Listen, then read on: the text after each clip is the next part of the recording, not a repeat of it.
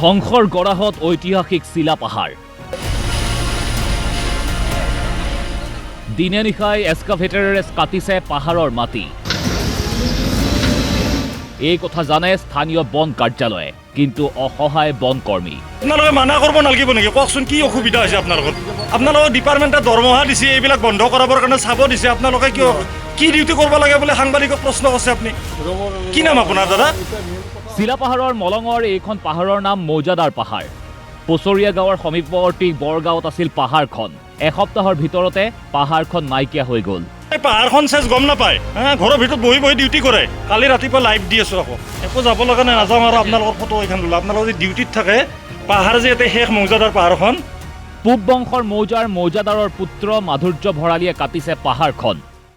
কামৰূপ জিলা সদৰ কাৰ্যালয়ৰ নিকটৱৰ্তী আমাৰ চিলা পাহাৰ, এই চিলা পাহাৰখনৰ লগতে সংলগ্ন হৈ আছে এখন মৌজাদাৰ পাহাৰ বুলি প্ৰায় 15 বিঘা মাটি ভূমি।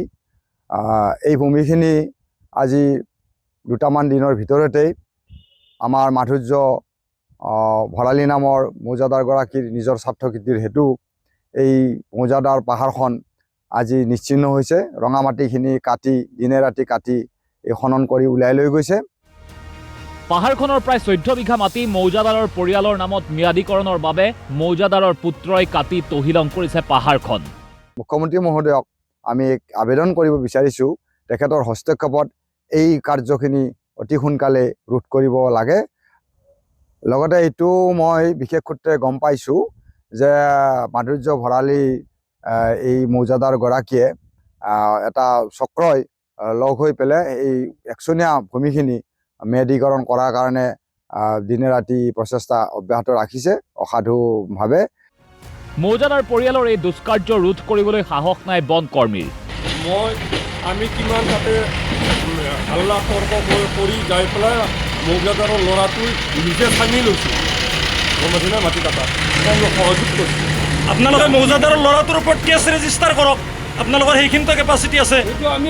আপুনি যদি আমাক সোধে আকৌ আমি কি কৰিব লাগে, আমি কি ক'ম আপোনাক? অফিচাৰক জনাইছোঁ যে মৌজাদাৰৰ নিজৰ ল'ৰাটোৱে মাটি কাটাত চানি লৈছে।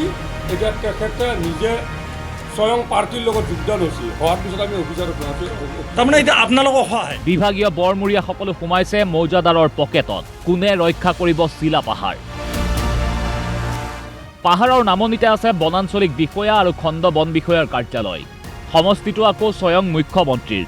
প্ৰশ্ন উঠিছে, মুখ্যমন্ত্ৰীৰ সমষ্টিতে যদি পাহাৰ জলাশয়ত বেদখল হয়, তেন্তে আন প্ৰান্তত বেদখল উচ্ছেদৰ প্ৰয়োজন কি? আপোনালোকৰ হাতে একো ৰাস্তা নাই। আমি সৰু মানুহ, আমি কি ব্যুৰ' ৰিপৰ্ট DY365।